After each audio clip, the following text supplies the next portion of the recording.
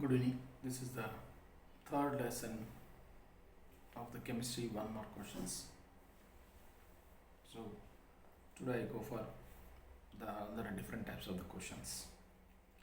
The first question is, what are isotonic solutions? This comes under the chapter solutions. What are isotonic solutions? Here we have to go for that one. The solution having same osmotic pressure at a given temperature are called isotonic solutions. Here the different solutions are there. If the two solutions having same osmotic pressure equal ಇರಬೇಕು. If the two solutions having same osmotic pressure, that type of solutions are called isotonic solutions. Then the second question is there. What is the Vanta factor? Now we already last paper ಬಂದಿದೆ. What is the Vanta factor for potassium sulfate in very dilute aqueous solutions? Dilute aqueous solutions ಅಲ್ಲಿ Vanta factor of potassium sulfate K2SO4 it is more than 1 ಅಂತ ಹೇಳಿದ್ರೆ ಅದರ dilute solutions ಅಲ್ಲಿ complete dissociate ಆಗಬೇಕಾದ್ರೆ the Vanta factor is 3. ಅಲ್ಲಿ 0.1 concentration ಅಲ್ಲಿ 0.01 concentration 0.001 concentration ಅಲ್ಲಿ so we learned that one 2.3 2.7 and 2.8. so at dilute solutions or the dilute solution or when it is completely dissociate in the aqueous solution, the Vanta factor of potassium sulfate is 3. Then the third question is there. We come to that. The third question. Write the equation for the reaction occurring in the anode in the lead acid battery when it is in use. Here you are asked to write a equation. Write an equation for the reaction occurring at anode in the lead acid battery. Lead acid battery. Lead acid battery anode ಅಲ್ಲಿ ಆಗ್ತಕ್ಕಂಥ reactions ಅನ್ನು ಬರೀಬೇಕು, equations ಅಲ್ಲಿ ಬರೀಬೇಕು. So lead means Pb. So Pb plus H2SO4 ಅಲ್ಲಿ SO4 twice, SO4 2 minus gives us to PbSO4. So lead and sulfate react together and forms lead sulfate plus 2 electrons. This is the reaction it comes under. Once again the question is like this. What is the equation for the reaction occurring at anode in the lead acid battery when it is in use? When it is in use. When it is used, lead plus sulfate ions gives rise to lead sulfate plus 2 electrons. Then what is collision frequency?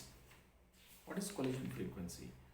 We know that one number of collisions per unit volume per second per unit volume.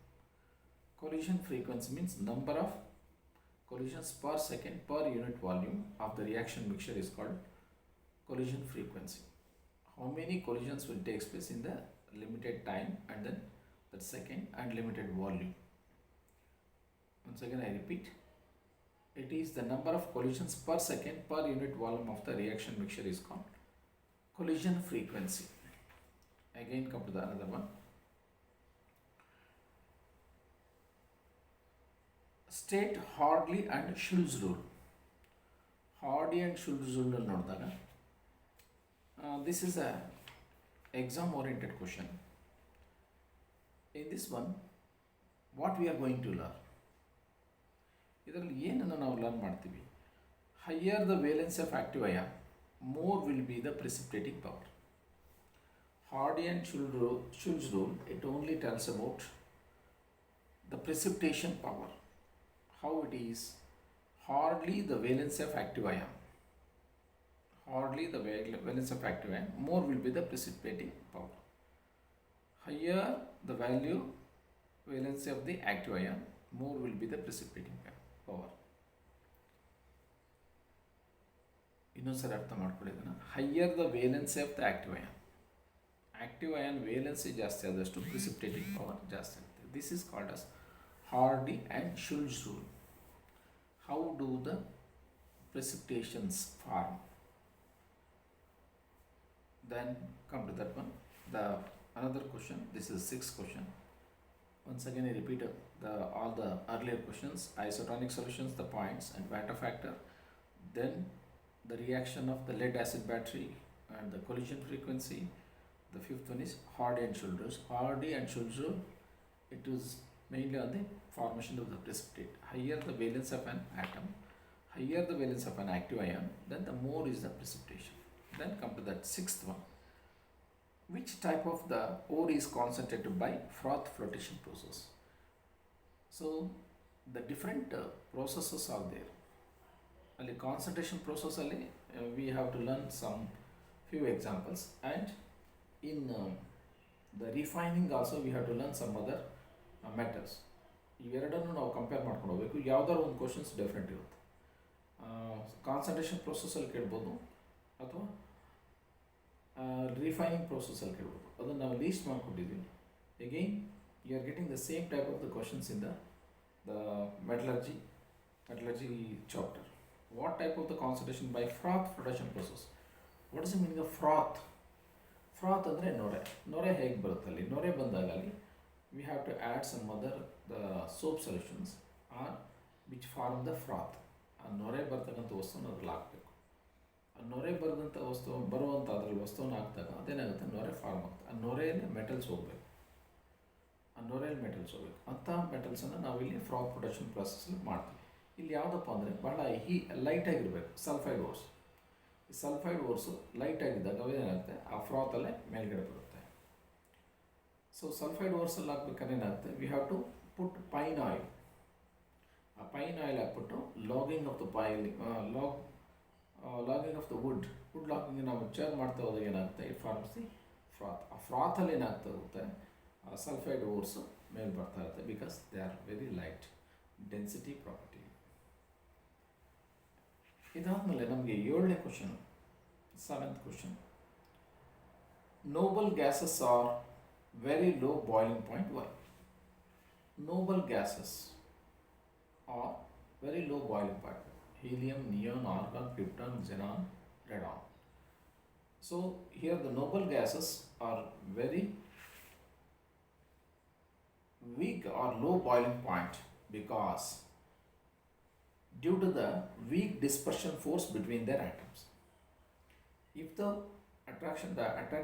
the force of the attacking molecules or the atoms is very weak, the dispersion force is there. Due to the dispersion force, they have low melting point. That's a short range of temperature is enough to break it or to make the reaction. Then I come to that 8th one. Here is an IUPAC name. ಈ IUPAC ನೇಮಲ್ಲಿ 2 questions ಕೊಡ್ಬೋದು. ಒಂದು ಮಿಡ್ಲಲ್ಲಿ ಯಾವುದೋ ಒಂದು ಕೊಟ್ಟಿರ್ತಾನೆ compound ನೇಮಲ್ಲಿ, 1 marks ಒಂದು ಕ್ವಶನಲ್ಲಿ ಬರ್ಬೋದು. ಇಲ್ಲಿ double bond ಕೇಳಿದ್ದೇನೆ, CH2 CHCl, CH2 double bond CHCl. How many carbon atoms are there? ನಲ್ಲಿ CH2ನಲ್ಲಿ ಒಂದು C ಇದೆ, CHClಲ್ಲಿ ಒಂದಿದೆ. So 2 carbon atom and double bond ಇದೆ.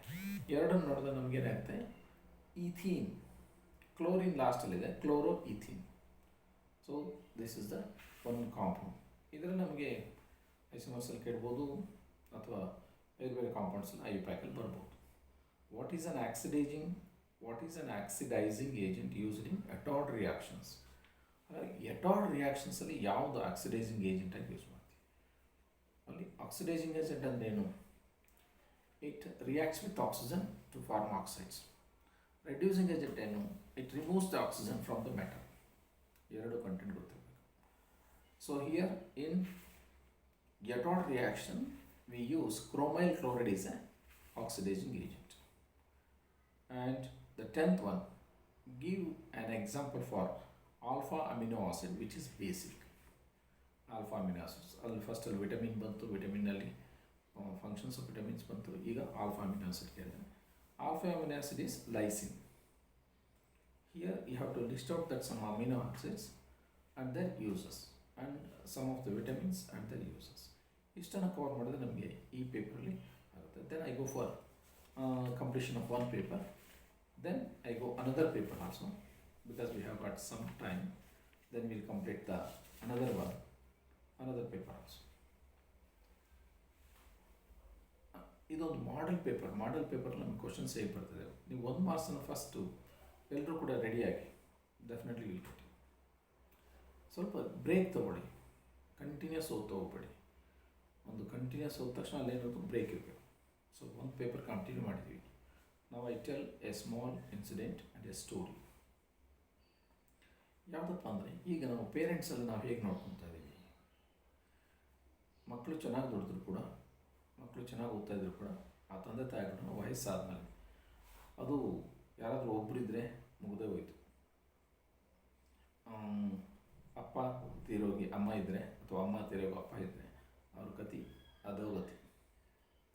ಅವ್ರನ್ನ ಏನು ಮಾಡ್ತೀವಿ ನಾವು ಅಲ್ಲಿ ತಗೊಂಡೋಗಿ ನೋಡ್ಕೊಳಕ್ಕಾಗಲ್ಲ. ಮನೇಲಿ ಏನೋ ಒಂದು ಸಮಸ್ಯೆ, ಈ ಕಡೆ ಹೆಂಡತಿ ಸಮಸ್ಯೆ, ಈಗ ಫೈನಾನ್ಷಿಯಲ್ ಸಮಸ್ಯೆ, ಏನೋ ಒಂದು ಸಮಸ್ಯೆ, ಅವ್ರು ನೋಡ್ಕೊಳಕ್ಕಾಗಲ್ಲ. ಸ್ವಲ್ಪ ಯೋಚನೆ ಮಾಡಿ, ನಿಮ್ಮನ್ನು ಅವ್ರು ನೋಡ್ಕೋಬೇಕಾದ್ರೆ ಹೇಗೆ ನೋಡ್ಕೊಂಡಿರ್ತಾರೆ. ನೀವು ಅವ್ರ ವಯಸ್ಸಾದ್ಮೇಲೆ ಅವ್ರು ನೋಡ್ಕೊಳಕ್ಕಾಗಲ್ಲ ಅಂದರೆ ಎಷ್ಟಾಗುತ್ತೆ. ಇದಕ್ಕೊಂದು ಸ್ಮಾಲ್ ಇನ್ಸಿಡೆಂಟ್, ಒಂದು ಘಟನೆ ಹೇಳ್ತೀನಿ, ನೈಜ ಘಟನೆ. ಇದು ಬೇರೆ ದೇಶದಲ್ಲಿ ನಡೆದಿರ್ತಕ್ಕಂಥದ್ದು. ಒಬ್ಬ ದೊಡ್ಡ ಶ್ರೀಮಂತನಿಗೆ ತಂದೆ ತೀರೋಗಿರ್ತಾರೆ, ತಾಯಿ ಮಾತ್ರ ಇರ್ತಾರೆ. ಇವನು ತುಂಬ ಶ್ರೀಮಂತ, ವ್ಯವಹಾರದಲ್ಲಿ ತೊಡಸ್ಕೊಂಡಿರ್ತಾನೆ. ಎಷ್ಟು ಬ್ಯುಸಿ ಅಂತ ಹೇಳಿದ್ರೆ ಅವನಿಗೆ ನೋಡ್ಕೊಳಕ್ಕೆ ಆಗಲ್ಲ. ಅದಕ್ಕೆ ತಗೊಂಡೋಗಿ ಅವ್ರ ಅಮ್ಮನನ್ನು ವೃದ್ಧಾಶ್ರಮದಲ್ಲಿ ಹಾಕ್ಬಿಟ್ರು. ವೃದ್ಧಾಶ್ರಮದಲ್ಲಿ ಹಾಕಿದಾಗ ಇಲ್ಲಿ ಆ ಮಗಳ ಅಮ್ಮನನ್ನು ನೋಡ್ಕೊಳ್ತಾ ಇರ್ತಕ್ಕಂಥ ಬಿಸ್ನೆಸ್ ಎಂಥದ್ದು, ಇದೊಂದು ಪ್ರಶ್ನೆ ಬರುತ್ತೆ. ಈಗ ನೋಡೋಣ ಆ ಪಾಠವನ್ನು ಹೇಗೆ ಕಲಿತಾನೆ ಅವನು. ಆದರೆ ನೋಡ್ಕೊತಾ ಇರ್ತಾನೆ, ಹೋಗ್ತಾ ಇರ್ತಾನೆ, ಬರ್ತಾ ಇರ್ತಾನೆ, ಎಲ್ಲರೂ ಕೂಡ ಆಗ್ತಾ ಇರ್ತಾನೆ. ಒಂದು ದಿವಸ ಆ ತಾಯಿಯ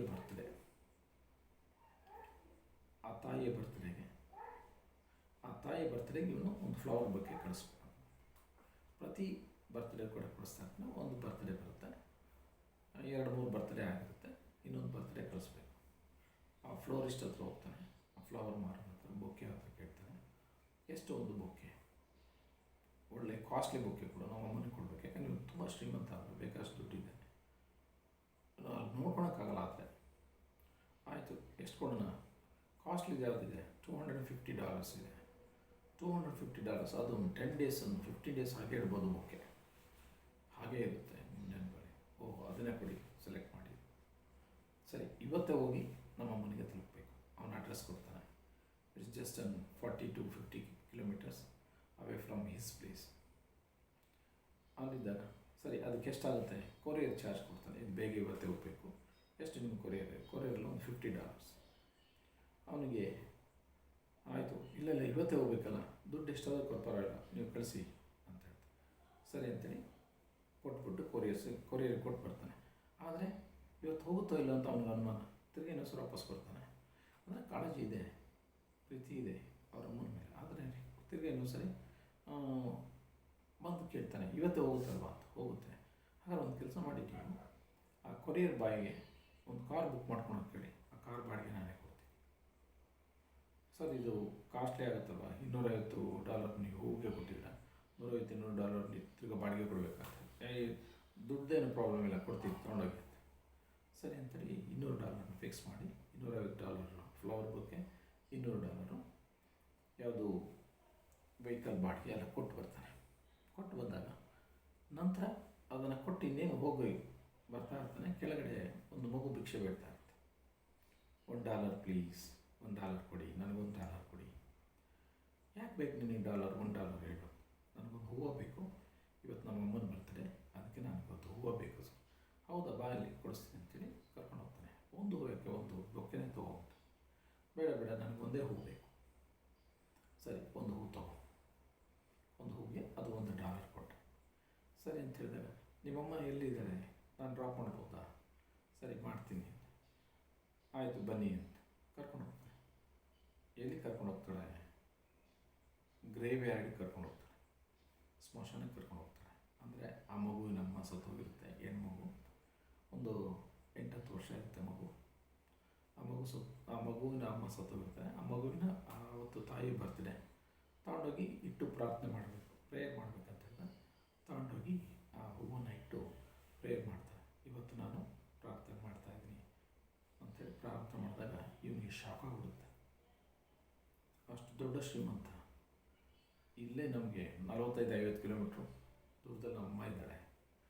ನಾನು ಈ ಜೀವಂತ ಅಮ್ಮನಿಗೆ ನಾನು ವಿಷ ಸೇರ್ತಾ ಇಲ್ಲ. ಇವಳು ತನ್ನ ಸತ್ತೋಗಿರೋ ತಾಯಿಗೆ ಭಿಕ್ಷೆಯನ್ನು ಬೇಡಿ ಒಂದು ಹೂವನ್ನು ತಂದಿಟ್ಟು ಪ್ರಾರ್ಥನೆ ಮಾಡ್ತಾ ಇದ್ದಾಳಲ್ಲ, ನಾನು ಅವನಿಗೆ ಶಾಕ್ ಆಗುತ್ತೆ. ಇಮ್ಮಿಡಿಯೇಟ್ ವಾಪಸ್ ಹೋಗ್ತಾನೆ, ಫ್ಲವರ್ ಶಾಪ್ ಹೋಗ್ತಾನೆ. ಫ್ಲವರ್ ಶಾಪ್ ಹೋಗ್ಬಿಟ್ಟು ವಾಪಸ್ ಕೊಟ್ಟು ಕಳಿಸಿದ ಅದು ಅಂತ, ಇಲ್ಲ ಇಲ್ಲ ಕಳಿಸ್ತಾ ಇದ್ದೀನಿ ಸರ್, ಬೇಡ ಬೇಡ ಕೊಡು ಇಲ್ಲಿ ವಾಪಸ್ ಬೊಕ್ಕೆ ಕೊಡು. ಬೊಕ್ಕೆನ ತೊಗೊತಾನೆ, ದುಡ್ಡನ್ನು ಕೊಡು, ಬೇಡ ನನಗೆ ಇಟ್ಕೊಂಡು ಅಂತ ಕಾರ್ ತೊಗೊಂಡು ಅವನೇ ಹೋಗ್ತಾನೆ. ವೃದ್ಧಾಶ್ರಮಕ್ಕೆ ಹೋದಾಗ ಇವನು ಬಂದಿದ್ದು ನೋಡಿ ಅವ್ರ ಅಮ್ಮ ಕೇಳ್ತಾಳೆ, ಯಾಕಪ್ಪ ನೀನು ಬಂದೆ, ನಿನಗೆ ತುಂಬ ಬ್ಯುಸಿ ಅಲ್ವಾ, ಯಾಕೆ ನಿನ್ನ ಬಿಸ್ನೆಸ್ಸಲ್ಲಿ ಹಾಳಾಗ್ತೈತಲ್ಲ, ಕಳಿಸಿದ್ರೆ ಸಾಕಾಗಿತ್ತು. ಹಾಗೆ ಹೇಳ್ತಾನೆ, ನಾನಿವತ್ತು ಒಂದು ಸಣ್ಣ ಹೆಣ್ಣು ಮಗುವಿನಿಂದ ಒಂದು ಪಾಠ ಕಲಿತೆ. ಒಂದು ಭಿಕ್ಷುಕ್ಕೆ ಮಗು ಇತ್ತು, ಒಂದು ಭಿಕ್ಷೆ ಬೇಡಿಕೆ ಬಂತು, ಆ ಹೆಣ್ಣು ಮಗುವಿಂದ ಪಾಠ ಕಲಿತೆ. ಆ ಮಗುವಿನ ಕಾಳಜಿ ನನಗಿಲ್ವಲ್ಲ, ಅದು ತನ್ನ ಸತ್ತ ಅಮ್ಮನ ಬರ್ತಡೇನ ನೆನೆಸ್ಕೊಂಡು ನೋವನ್ನು ತೊಗೊಂಡು ಕೊಡುತ್ತೆ. ನಾನು ಜೀವಂತ ಅಮ್ಮನಿಗೆ ನಾನು ಬರ್ತಡೇಗೆ ಮುಖ್ಯ ಕೊಡೋಕ್ಕಾಗಲಿಲ್ಲ ಅಂತ ತಾಯಿ ಪ್ರೀತಿಯಿಂದ ತಗೊಂತಾಳೆ. ಇದನ್ನು ಪಾಠ. ನೀವು ನಿಮ್ಮ ತಾಯಿಯನ್ನು ಪ್ರೀತಿಸಿ, ನಿಮ್ಮ ತಂದೆ ತಾಯಿಯನ್ನು ಪ್ರೀತಿಸಿ. ಇದು ಒಂದು ಸಣ್ಣ ಇನ್ಸಿಡೆಂಟು. ನೀವು ಸ್ವಲ್ಪ ಅದರಿಂದ ಸ್ವಲ್ಪ ಡೈವರ್ಟ್ ಆಗಿ, ಈಗ ಸ್ವಲ್ಪ ಫ್ರೆಶ್ ಆಗಿರ್ಬೇಕು ಅನಿಸುತ್ತೆ. ಈಗ ಹೋಗಿ ನಿಮ್ಮ ಪ್ರೀತಿನೆಲ್ಲ ನಿಮ್ಮ ತಾಯಿ ತೋರಿಸಿ. ಈಗ ನೋಡೋಣ ಇನ್ನೊಂದು ಪೇಪರ್ನ ತೊಗೊಂಡು, what happens to vapour pressure of water if a tablespoon of a sugar is added to it. ಪ್ರಶ್ನೆ ಅರ್ಥ ಮಾಡ್ಕೊಳ್ಳಿ, ಕ್ವಶನ್ ಅರ್ಥ ಮಾಡ್ಕೊಂಡು ಭಾಳ important. What happens to a vapour pressure of water if a tablespoon of a sugar is added to it? So water is there, we are adding a sugar, a tablespoon of sugar. ಒಂದು spoon ಶುಗರ್ನ ಅದಕ್ಕೆ ನೀರಿಗೆ ಹಾಕಿದೆ, ಹಾಗಾದ್ರೆ vapour pressure ಏನಾಯ್ತು ಅದಕ್ಕೆ? It's beautiful question ಅರ್ಥ ಮಾಡ್ಕೊಂಡ್ರೆ ಬಂದ್ಬಿಡುತ್ತೆ. Again it comes under solutions. ಇಲ್ಲಿ ವೇಪರ್ ಪ್ರೆಷರ್ ಏನಾಗುತ್ತೆ? ಡಿಕ್ರೀಸ್ ಆಗುತ್ತೆ. ಯಾಕೆ? Before that molecules are free. ಅವಾಗ ಏನಾಗುತ್ತೆ? ವೇಪರ್ ಪ್ರೆಷರ್ ಜಾಸ್ತಿ. ಯಾವಾಗ ನಾವು ಅದಕ್ಕೆ ಶುಗರನ್ನು ಹಾಕ್ತೀವೋ ಆ ಮಾಲಿಕ್ಯೂಲ್ಸಲ್ಲಿ ಏನಾಗುತ್ತೆ? ಬ್ಯುಸಿ ಆಗುತ್ತೆ, ಹಾಕಿರ್ತಂಥ ಶುಗರ್ ಮಾಲಿಕ್ಯೂಲ್ ಜೊತೆ ಕೂತ್ಕೊಳ್ಳುತ್ತೆ. Then vapour pressure is less. So vapour pressure decreases. So this is the first question. And again the another question is there, two liquids A and B boils at 140 degree centigrade and 190 degree centigrade respectively. ಒಂದು 145ನಲ್ಲಿ boil ಆಗುತ್ತೆ, ಇನ್ನೊಂದು 190 degree ಸೆಂಟಿಗ್ರೇಡಲ್ಲಿ boil ಆಗುತ್ತೆ. Which of them has higher vapour pressure at 80 degree centigrade? ಇವೆರಡರಲ್ಲಿ vapour pressure ಯಾವಕ್ಕಿದೆ? ಇದೊಂದು model paper ಆಗಿದೆ, ಎರಡೂ ಒಂದೇ ಚಾಪ್ಟರಿಂದ ನಾವು ತೊಗೊಂಡಿದ್ದೀವಿ.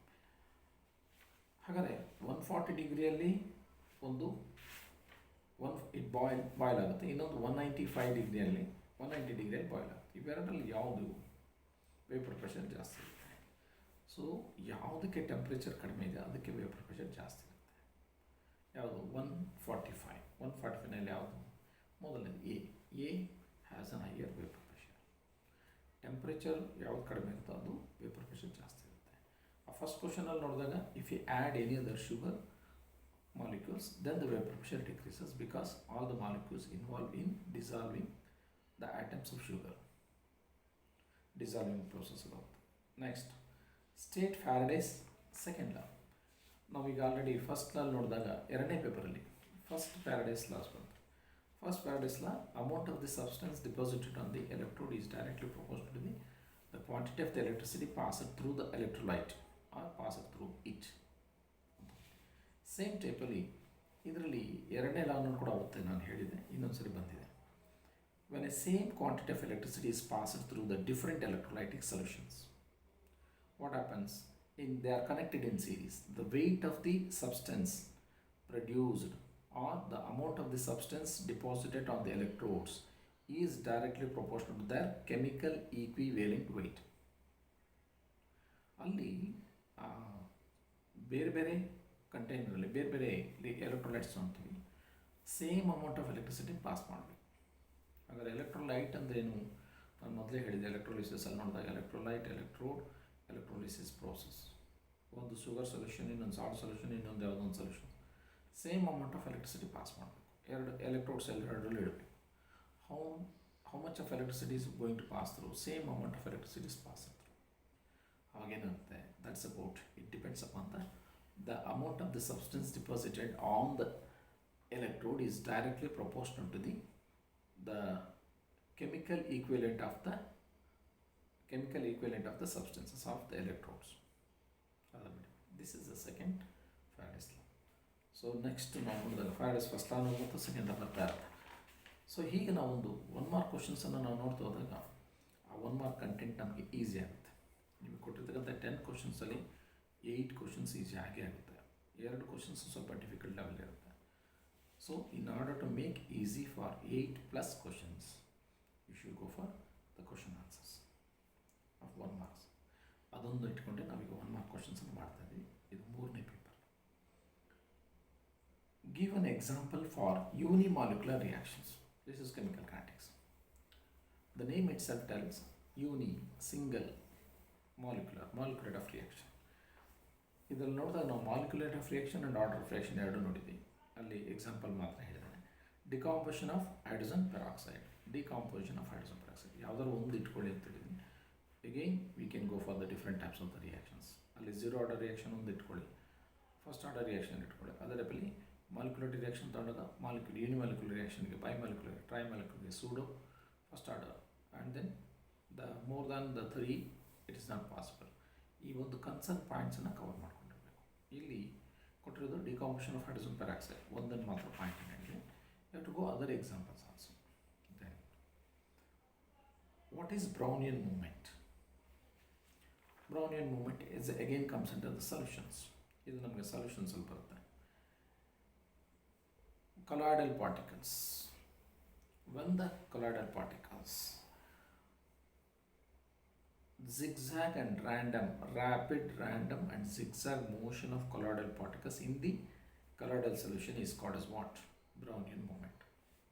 The movement of the colloidal particles. How do the colloidal particles move? Rapid, random, zigzag. The movement of the colloidal particles, that movement is called Brownian moment. Then name the depressant used to separate two sulfide ores containing ZnS and PBS. Here's a depressant when the PBS and ZnS are mixed. Name the depressant used to separate two sulfide ores containing ZnS and PBS. Question ಅರ್ಥ ಆಯ್ತು ಅನಿಸುತ್ತೆ. ಇನ್ನೊಂದ್ಸರಿ ನೋಡ್ಕೊಳ್ಳಿ ಕರೆಕ್ಟಾಗಿ. Name the depressant used to separate two sulphide ores. 2 sulphide ಓರ್ಸನ್ನು separate ಮಾಡಬೇಕು. PBS, ಲೆಡ್ಡಲ್ಲೂ ಕೂಡ ಸಲ್ಫೈಡ್ ಇದೆ, ಲೆಡ್ ಸಲ್ಫೈಡ್. ಜಿಂಕಲ್ಲೂ ಕೂಡ ಸಲ್ಫೈಡ್ ಇದೆ, zinc sulphide. So you are given ZnS and PBS. We have to use that one, the depressant. Name of the depressant which is used to separate it. So here is a sodium cyanide, NaCl. ಈ ಪಾಯಿಂಟ್ಸನ್ನು ಕರೆಕ್ಟಾಗಿ ಬರ್ಕೊಂಡು ಮಾಡಿ ಒಂದ್ಸರಿ ಕೇಳ್ತಾ ಹೋಗಿ. You will get it easily.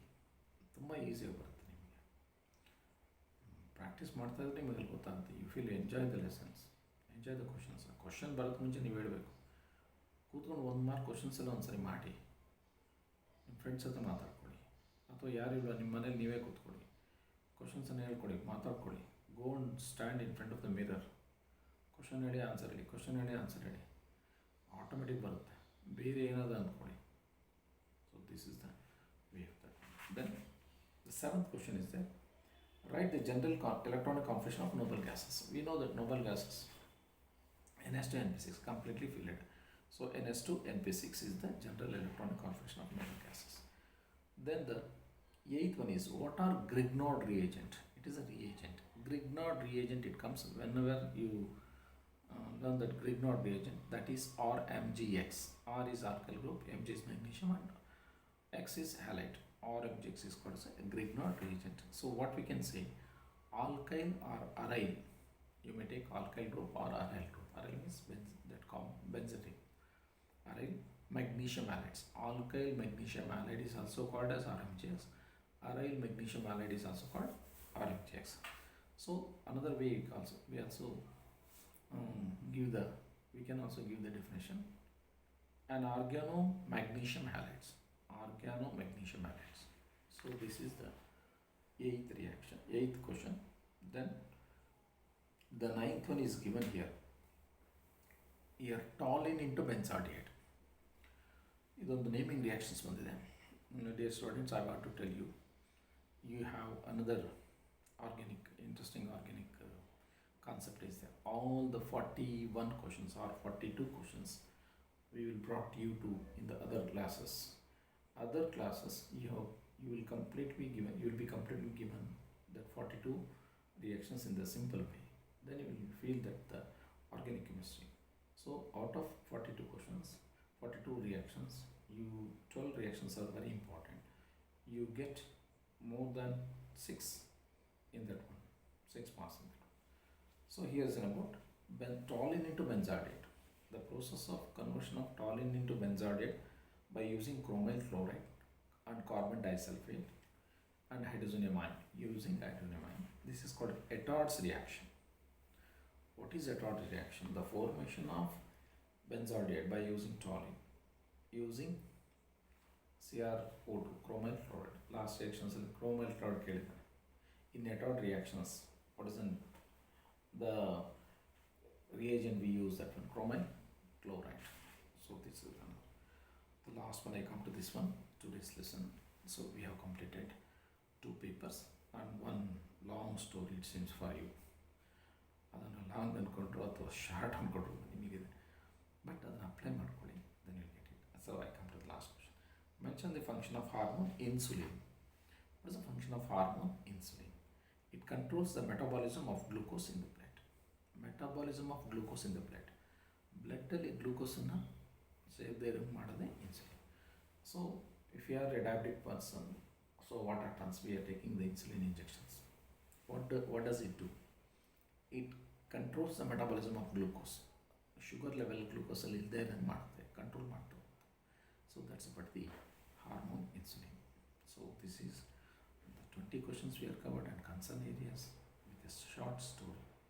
Thank you. Go and read that one and read yourself.